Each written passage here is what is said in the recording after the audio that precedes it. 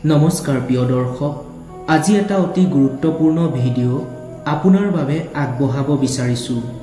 কেনে মহিলাৰ সন্তান জন্ম নহয় আৰু কি গহনা বা অলংকাৰ পৰিধান কৰিলে মানুহে অকাল মৃত্যুক সাৱটিবলগীয়া হয়। প্ৰিয় দৰ্শক, এদিন ভগৱান শিৱ আৰু মা পাৰ্বতী কৈলাশ পৰ্বতত বহি আছিল। তেতিয়া মা পাৰ্বতীয়ে ভগৱান শিৱক ক'বলৈ ধৰিলে, হে প্ৰভু, মোৰ মনলৈ দুটা প্ৰশ্ন আহিছে। এই প্ৰশ্ন দুটাই মোৰ অন্তৰ্মনক খুবেই অশান্তি দি আছে। দয়া কৰি আপুনি মোৰ এই প্ৰশ্ন দুটাৰ উত্তৰ দি আজি মোৰ অন্তৰ্মনক শান্ত কৰিব পাৰিবনে? তেতিয়া ভগৱান শিৱই ক'লে, হে পাৰ্বতী, কোৱা, তোমাৰ মনত এনে কি প্ৰশ্ন আছে যি তোমাৰ মনটোক ইমান ব্যাকুল কৰি তুলিছে? মা পাৰ্বতীয়ে ক'লে, হে প্ৰভু, মনত থকা প্ৰথম প্ৰশ্নটো হৈছে যে কেনে মহিলাৰ সন্তানৰ সুখ নাথাকে, কেনে মহিলাই সন্তান জন্ম দিব নোৱাৰে। আৰু মোৰ দ্বিতীয় প্ৰশ্নটো হৈছে, এনে কি অলংকাৰ আছে যি অলংকাৰ পৰিধান কৰিলে পুৰুষেই হওক বা মহিলাই হওক অকাল মৃত্যুক সাৱটিবলগীয়া হয়। মা পাৰ্বতীৰ এই প্ৰশ্ন শুনি ভগৱান শিৱই ক'বলৈ আৰম্ভ কৰিলে, হে পাৰ্বতী, নিজ নিজ কৰ্মৰ ফল ভোগ কৰিবলৈকে মৃত্যুলোকত জীৱই জন্ম লয়। পাৰ্বতী, আজি মই তোমাক এনে এটা কাহিনী ক'ম, যিটো কাহিনীৰ মাজতে তুমি তোমাৰ মনক অশান্ত কৰি তোলা এই দুইটাৰ প্ৰশ্ন উত্তৰ বিচাৰি পাবা। গতিকে কাহিনীটো তুমি মন দি শুনা। প্ৰিয় দৰ্শক, আপুনি যদি এই ভিডিঅ'টো আৰম্ভণিৰে পৰা চাই আছে তেন্তে শেষ পৰ্যন্ত চাব। আৰু যদি আপুনি মহাদেৱৰ একান্ত ভক্ত বুলি ভাবে তেন্তে কমেণ্টত হৰ হৰ মহাদেৱ বুলি লিখিবলৈ পাহৰি নাযাব। তাৰ পিছত মহাদেৱে মাতা পাৰ্বতীক কাহিনীটো ক'বলৈ আৰম্ভ কৰিলে। শুনা পাৰ্বতী, এখন গাঁৱত এজন খুবেই দৰিদ্ৰ কৃষকে বাস কৰিছিল। তেওঁৰ এগৰাকী পত্নীও আছিল।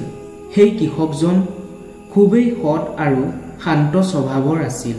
কিন্তু কৃষকজনৰ যিগৰাকী পত্নী আছিল তেওঁ খুবেই লোভীয়া আৰু দুষ্ট স্বভাৱৰ আছিল।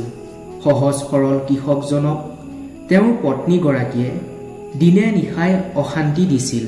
সদায় কৃষকজনক তাই গালিগালাজ কৰি মানসিক অত্যাচাৰ কৰিছিল। কৃষকজনক তেওঁৰ সেই লোভী আৰু দুষ্ট স্বভাৱৰ পত্নীগৰাকীয়ে সদায় কয় যে, যোৱা ক'ৰবাৰ পৰা উপাৰ্জন কৰি আনাগৈ। এনেকৈ ইমান অভাৱৰ মাজেৰে মই তোমাৰ লগত থাকিব নোৱাৰোঁ আৰু আমাৰ এতিয়াও কোনো সন্তান হোৱা নাই। সকলো তোমাৰ কাৰণেই হৈছে। এইদৰে মহিলাগৰাকীয়ে সকলো দুখ কৃষকজনৰ গাত জাপি দি সদায় কথা শুনাই থাকে। যেতিয়া কৃষকজনৰ পত্নীয়ে আনৰ সন্তানক দেখা পাইছিল তেতিয়া তাই খুবেই হিংসা হৈছিল। প্ৰতিবেশী কোনো সন্তান থকা মহিলা যদি কৃষকজনৰ ঘৰলৈ আহে তেন্তে কৃষকজনৰ পত্নীগৰাকীয়ে আনৰ সন্তানটোৰ কোলাত লোৱাৰ চলেৰে চিকুটা চিকুটি কৰি অত্যাচাৰ কৰিছিল। যেতিয়া তাই কোনো ল'ৰা ছোৱালীয়ে খাই থকা দেখা পাইছিল তেতিয়া তাইৰ ল'ৰা ছোৱালীবোৰক হাতৰ পৰা সেইবোৰ কাঢ়ি আনিছিল। কেৱল সিমানেই নহয়, যেতিয়া গাঁৱৰ ল'ৰা ছোৱালীয়ে সিহঁতৰ ঘৰত খেলিবলৈ আহিছিল তেতিয়া সেই কৃষকজনৰ পত্নীয়ে সৰু সৰু ল'ৰা ছোৱালীবোৰক খেদি পঠিয়াইছিল। ভগৱান শিৱই পুনৰ ক'লে, পাৰ্বতী, সেই মহিলাগৰাকী এনে স্বভাৱৰ আছিল যে তাই কেতিয়াও আনৰ সন্তানক মৰম কৰাটো বাদেই ভাল দৃষ্টিৰে চোৱাও নাছিল। ইফালে সেই কৃষকজনে পত্নীৰ জ্বলা যন্ত্ৰণা সহ্য কৰিব নোৱাৰি বিৰক্ত হৈ পৰিছিল। কৃষকজনে দিন ৰাতি একাকাৰ কৰি কষ্ট কৰিছিল। ৰাতিপুৱাই কামলৈ ওলাই গৈছিল আৰু সন্ধিয়াহে ঘৰলৈ উভতি আহিছিল। কিন্তু পত্নীগৰাকীয়ে তেওঁৰ দুখ কষ্ট কেতিয়াও অনুভৱেই কৰা নাছিল। তাই কেৱল এটাই ভাবিছিল যে কিদৰে সোনকালে ধনী হ'ব পাৰি। কৃষকজনে পত্নীগৰাকীক সদায় বুজাইছিল যে আমি পৰিশ্ৰমৰ মাজেৰেহে সুখী হ'ব পাৰিম। তাৰ বাহিৰে আমাৰ কোনো বিকল্প বা সহজ পথ নাই। কিন্তু লোভীয়া পত্নীয়ে কৃষকজনৰ এইবোৰ কথা বুজিবলৈ চেষ্টাই কৰা নাছিল। তাৰ পিছত লাহে লাহে পত্নীৰ জ্বলা যন্ত্ৰণাও বাঢ়িবলৈ ধৰিলে। কৃষকজন খুবেই অসহায় হৈ পৰিছিল। এইদৰে বহুদিন পাৰ হ'ল। এদিন কৃষকজনে জংঘলত খৰি কাটিবলৈ গৈছিল আৰু সেইদিনা প্ৰখৰ ৰ'দ দিছিল। প্ৰখৰ ৰ'দত জংঘলৰ মাজত খৰি কাটি কৃষকজন ভাগৰি পৰিছিল আৰু তেওঁ দুৰ্বল হৈ কিছুপৰ বিশ্ৰাম ল'বলৈ এজোপা গছৰ তলত বহিলগৈ আৰু বহি বহি তেওঁ পত্নীৰ কথাবোৰেই ভাবি থাকিল।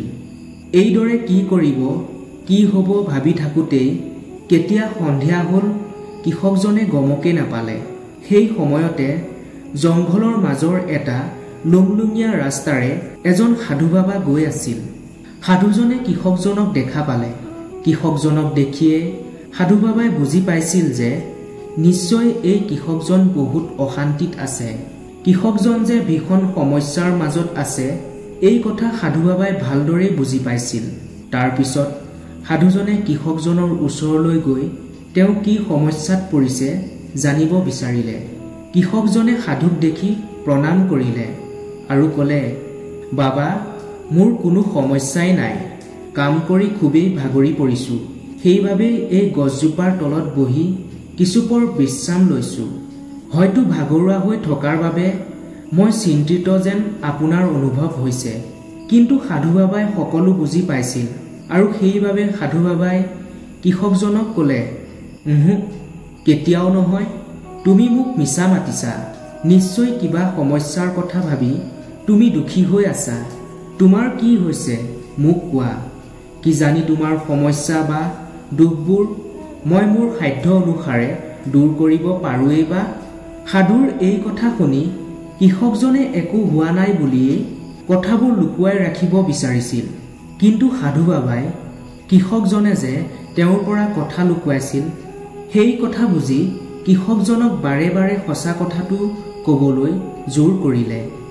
বহু জোৰ কৰা অন্তত কৃষকজনে সাধুৰ ওচৰত পত্নীক লৈ যি সমস্যা আছিল সকলো কথা বিৱৰি ক'লে। তেতিয়া সাধুৱে ক'লে, এইটো সমস্যা। তুমি দৰিদ্ৰ আৰু তোমাৰ সন্তান নাই। এইটো কাৰণেই তুমি ইমান দুখী হৈ পৰিছা, নহয় জানো? চিন্তা নকৰিবা।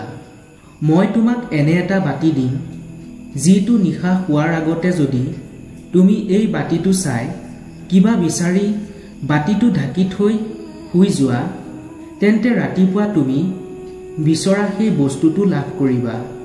কিন্তু মনত ৰাখিবা, প্ৰতি নিশা কেৱল এটা বস্তুহে বিচাৰিব পাৰিবা। ভুলতো যদি কেতিয়াবা এটাতকৈ বেছি বিচৰা তেন্তে তুমি যি লাভ কৰিছিলা সেই সকলোবোৰ অদৃশ্য হৈ পৰিব আৰু এই বাতিটো গৰম হৈ জ্বলি যাব, যাৰ ফলত তোমাৰ বিপদ হ'ব পাৰে। সাধু বাবাৰ কথা শুনি কৃষকজনে খুবেই আনন্দিত হ'ল আৰু কৃষকজনে মনে মনে ভাবিলে, এতিয়া আৰু লাহে লাহে আমাৰ সকলো সমস্যা দূৰ হৈ পৰিব। আমাৰ দৰিদ্ৰতাও দূৰ হ'ব আৰু মোৰ পত্নীও খুবেই সুখী হ'ব আৰু আমি খুব সোনকালে সন্তানো লাভ কৰিম। কাৰণ সাধু বাবাই মোক যি উপায় দিছে মই সেইমতেই কৰি যাম। মই এই বাতিটোৰ পৰা এটা এটাকৈ সকলো অভাৱ দূৰ কৰিব পাৰিম। এইদৰে ভাবি কৃষকজনে সাধু বাবাক অশেষ ধন্যবাদ জনালে আৰু সেই বাতিটো লৈ আনন্দমনে কৃষকজন ঘৰলৈ ৰাওনা হ'ল। ঘৰলৈ আহি সেই বাতিটোৰ ৰহস্য সাধুৱে কোৱাৰ দৰে তেওঁৰ পত্নীৰ আগত কৃষকজনে ক'লেহি। প্ৰথমতে পত্নীয়ে সেই কথা বিশ্বাসেই কৰা নাছিল। কৃষকজনে বহুবাৰ বুজোৱাৰ পিছতহে পত্নীয়ে কথাটো বিশ্বাস কৰিছিল। তাৰ পিছত স্বামী স্ত্ৰী দুয়ো নিশা হোৱালৈ অধীৰ অপেক্ষাৰে বাট চাই থাকিল। যেতিয়া নিশা হ'ল তেতিয়া কৃষকৰ পত্নীয়ে বাতিটো লৈ সেই বাতিটোলৈ চাই সোণৰ মুদ্ৰা বিচাৰি বাতিটো ঢাকি থৈ শুই থাকিল আৰু পুৱা শোৱাৰ পৰা উঠি তেওঁলোকে দেখিলে যে সোণৰ মুদ্ৰাৰে বাতিটো ভৰি আছিল আৰু প্ৰথম দিনা বিচৰা মতে সোণৰ মুদ্ৰা পাই তেওঁৰ পত্নী খুবেই আনন্দিত হৈ পৰিছিল। তেওঁলোকৰ আনন্দৰ সীমা নোহোৱা হ'ল, কাৰণ সাধু বাবাই যি কৈছিল ঠিক সেইদৰে তেওঁলোকে বিচৰাটো পাইছিল।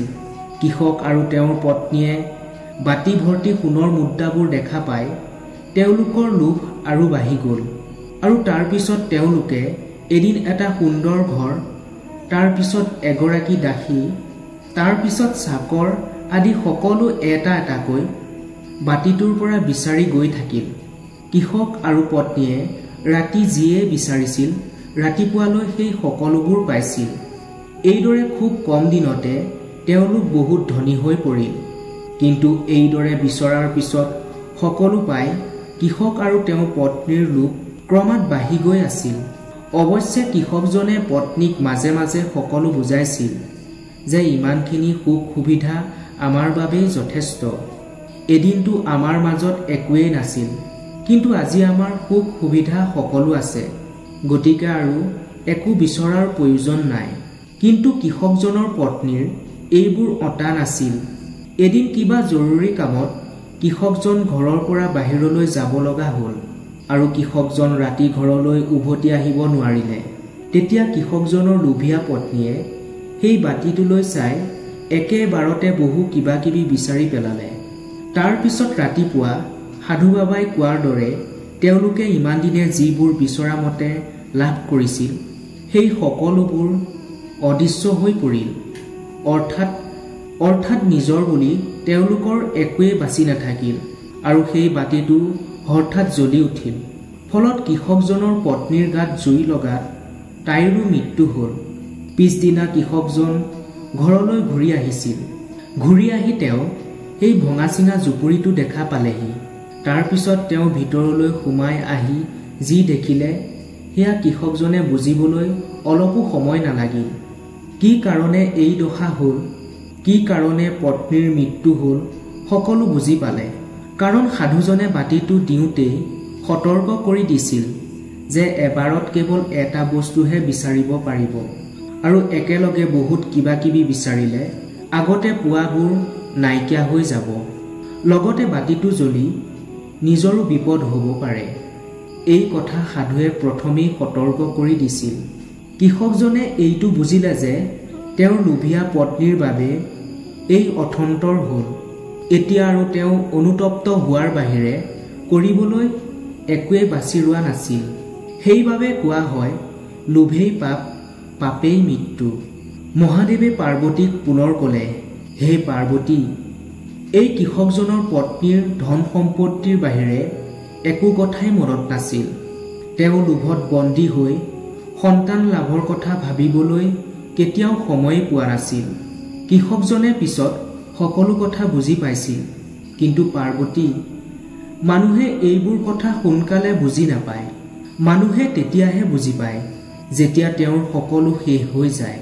কিন্তু সেই সময়ত তেওঁ ভুল অনুতপ্ত কৰাৰ বাহিৰে একো কৰিবৰ সময় বাচি নাথাকিল। ভগৱান শিৱই এই কাহিনীটো কোৱা শেষ কৰি মা পাৰ্বতীক ক'লে, চোৱা পাৰ্বতী, তোমাৰ প্ৰথম প্ৰশ্ন আছিল কোন মহিলা বা পুৰুষৰ কপালত সন্তান লাভৰ সুখ নাথাকে। তেনেহ'লে শুনা, যি পুৰুষ বা মহিলাই আনৰ সন্তানক দেখি হিংসা কৰে, জ্বলন পূৰণ হয়, আনৰ সন্তানৰ বাবে যাৰ মনত মায়া মমতা একো নাথাকে, আনৰ সন্তানক যি কেতিয়াও মৰমেৰে আঁকোৱালি ল'ব নোৱাৰে, এনে মহিলা বা পুৰুষৰ ভাগ্যত কেতিয়াও সন্তান লাভৰ সুখ নাথাকে। আৰু পাৰ্বতী, তোমাৰ দ্বিতীয় প্ৰশ্নটো আছিল কেনে অলংকাৰ বা গহনা পৰিধান কৰিলে পুৰুষ বা মহিলাই অকাল মৃত্যুক সাৱটিব লগা হয়। তেনেহ'লে শুনা, লোভৰূপী অলংকাৰ ধাৰণ কৰিলেই পুৰুষেই হওক বা মহিলাই হওক মৃত্যু নিশ্চিত। এইদৰে সেই কৃষকজনৰ পত্নী অতি লোভৰ কাৰণেই তেওঁ অকালতে প্ৰাণ হেৰুৱাব লগা হ'ল। তেওঁৰ ওচৰততো সকলো ধৰণৰ সুখ সুবিধা উপলব্ধ আছিল, কিন্তু অতি লোভৰ কাৰণেই তেওঁ বাটিটোৰ পৰা ইমানখিনি বিচাৰি পেলাইছিল যে যাৰ ফলত তেওঁ সকলো হেৰুৱাব লগা হ'ল, আনকি নিজৰ প্ৰাণ পৰ্যন্ত হেৰুৱাই পেলালে। সেইবাবে মনুষ্যই কেতিয়াও লোভৰ অলংকাৰ পৰিধান কৰিব নালাগে আৰু সকলোকে শ্ৰদ্ধা আৰু মৰম আদৰ কৰা উচিত। কেতিয়াও কাৰো অপকাৰ চিন্তা কৰিব নালাগে, কেতিয়াও উচ্চ নীচ বিচাৰ কৰিব নালাগে। প্ৰিয় দৰ্শক, কাহিনীটো ইমানেই। যদি এই ভিডিঅ'টোৱে সমাজৰ ইতিবাচক প্ৰভাৱ পেলাব বুলি ভাবিছে তেনেহ'লে এটা লাইক আৰু শ্বেয়াৰ নকৰাকৈ নাথাকিব আৰু কমেণ্টত সম্পূৰ্ণ শ্ৰদ্ধাৰে লিখক হৰ হৰ মহাদেৱ। ধন্যবাদ।